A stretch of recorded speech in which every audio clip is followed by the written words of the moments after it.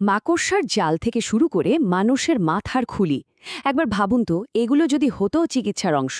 আজকের এই পর্বে আমরা আধুনিক ওষুধের দোকানের পেছনের সেই জাদুকরী আর বেশ অদ্ভুত যাত্রার গভীরে ডুব দেব, যা ছিল বিজ্ঞান আর কুসংস্কারের এক অবিশ্বাস্য মিশ্রণ। আসলে আধুনিক মেডিসিনের আগে ডাক্তারের কাছে যাওয়াটা ছিল একরকম একটা ধাঁধার সমাধান করার মতো। লর্ড বাইরনের কবিতা থেকে নেওয়া এই প্রেসক্রিপশনটা দেখলেই বোঝা যায় কি খেতে হবে, কিভাবে খেতে হবে, সবকিছুই দুর্বোধ্য ল্যাটিন ভাষায় লেখা, যেন এক রহস্যময় সংকেত। আর তখনকার অনুমোদিত ওষুধের তালিকা দেখলে তো আরও অবাক হতে হয়। বিশ্বাস করা কঠিন, কিন্তু যা দেখা যাচ্ছে, সাপ, কেঁচো, এমনকি শিয়ালের ফুসফুস, এগুলোই ছিল সে সময়ের চিকিৎসার অংশ। এটা এমন এক সময়ের কথা বলছে যখন ওষুধ মানেই ছিল বিজ্ঞান, কুসংস্কার আর বিশৃঙ্খলার এক অদ্ভুত জগাখিচুড়ি। তো এই যে এত বিশৃঙ্খলা, এখান থেকেই কিন্তু একটা শৃঙ্খলার খোঁজ শুরু হলো। জন্ম নিল প্রথম জাতীয় ফার্মাকোপিয়া তৈরির উদ্যোগ, সমস্ত ওষুধ বিক্রেতাদের জন্য একটাই সরকারি নিয়মকানুন আর ফর্মুলার বই। তবে ভাবলে চলবে না যে কাজটা খুব সোজা ছিল, একদমই না। কলেজ অফ ফিজিশিয়ানস নিজেরাই বলেছিল বিষয়টি বেশ ওয়েটি বা ভারী, আর এতটাই ভারী ছিল যে তাদের প্রতিষ্ঠার পর পুরো ১০০ বছর লেগে গেছিল শুধু এই একটা বই তৈরি করতে। চিন্তা করা যায়? এত বছরের খাটুনির পর যখন বইটা প্রায় তৈরি, তখনই ঘটল আরেক কাণ্ড। গবেষণার কাগজপত্র তো আগেই হারিয়ে গিয়েছিল, এবার জন ম্যারিয়ট নামে এক বেপরোয়া প্রিন্টার, সে কিনা প্রেসিডেন্টের অনুপস্থিতিতে তাড়াহুড়ো করে ভুলভাল একটা সংস্করণ ছেপে বের করে দিল।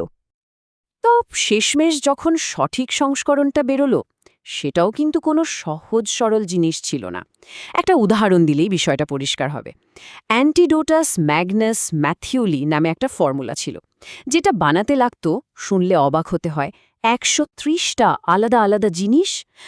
শৃঙ্খলা আনার চেষ্টাতেও কেমন একটা বিশৃঙ্খলা লুকিয়েছিল, তাই না? এই যে এত সব জটিল ওষুধ আর অদ্ভুত প্রতিকারের জগৎ, এটা কিন্তু শুধু ডাক্তারদের চেম্বারে আটকে ছিল না। তখনকার দিনের সবচেয়ে জনপ্রিয় বিনোদন নাটকের মঞ্চেও এর ছায়া দেখা যেত। শেক্সপিয়ারের জাদুটা এখানেই। রোমিও অ্যান্ড জুলিয়েটের কথাই ধরা যাক। এর মূল গল্পে অ্যাপোথেকারির বর্ণনাটা ছিল বেশ সাদামাটা, কিন্তু শেক্সপিয়ার সেটাকে বদলে দিলেন। তিনি ওই সাধারণ বর্ণনাটাকে এমন এক শক্তিশালী আর নাটকীয় দৃশ্যে পরিণত করলেন যা ভোলার নয়। আর তারপরই এলো সেই বিখ্যাত লাইনটা, আমার দারিদ্র্য সম্মতি দেয়, আমার ইচ্ছা নয়। উফ, একটা লাইনে শেক্সপিয়ার পুরো যুগের নৈতিক সংকটটা তুলে ধরেছেন। একজন ওষুধ বিক্রেতা যে কিনা শুধু বেঁচে থাকার তাগিদে আইন ভাঙতে বাধ্য হচ্ছে। তো একদিকে যখন পুরনো ফর্মুলাগুলো বইয়ের পাতায় গোছানো হচ্ছিল, ঠিক সেই সময়ে নতুন বিশ্ব আমেরিকা থেকে এসে পৌঁছালো এক বৈপ্লবিক ওষুধ, আর সেটাকে ঘিরেও শুরু হলো নতুন এক বিতর্ক। ওষুধটা ছিল সিনকোনা গাছের ছাল। জ্বরের জন্য বলতে গেলে একরকম অব্যর্থ, কিন্তু সমস্যাটা হলো এর প্রচার করছিল জেসুইট মিশনারিজরা, আর সে কারণেই অনেকে এটাকে সন্দেহের চোখে দেখতে শুরু করে। নামই হয়ে গেল জেসুইটস পাউডার বা প্রোটেস্ট্যান্টস বেশ। ওষুধটাও ধর্মীয় বিতর্কের বাইরে ছিল না। মজার ব্যাপার হলো, এই ছালের নামডাক কিন্তু কোনো বড় ডাক্তার করেননি, করেছিলেন রবার্ট ট্যালবোট নামে একজন, যাকে সবাই হাতুড়ে ডাক্তার বলে হাসাহাসি করত। কিন্তু তিনি যখন রাজ পরিবারের সদস্যদের সারিয়ে তুললেন, তখন গোটা বিশ্ব নড়েচড়ে বসতে বাধ্য হল। ট্যালবোরের এই সাফল্য আসলে একটা বড় পরিবর্তনের ইঙ্গিত দিচ্ছিল। খুব ধীরে ধীরে, প্রায় ১৫০ বছর ধরে সরকারি ফার্মাকোপিয়াটা বদলাতে শুরু করল। কুসংস্কারের জগৎ থেকে বিজ্ঞানের পথে হাঁটা শুরু হল। আর সেই বদলের ছাপও ছিল স্পষ্ট। একটার পর একটা সংস্করণ থেকে বাদ পড়তে থাকল কুসংস্কার ভিত্তিক সব প্রতিকার।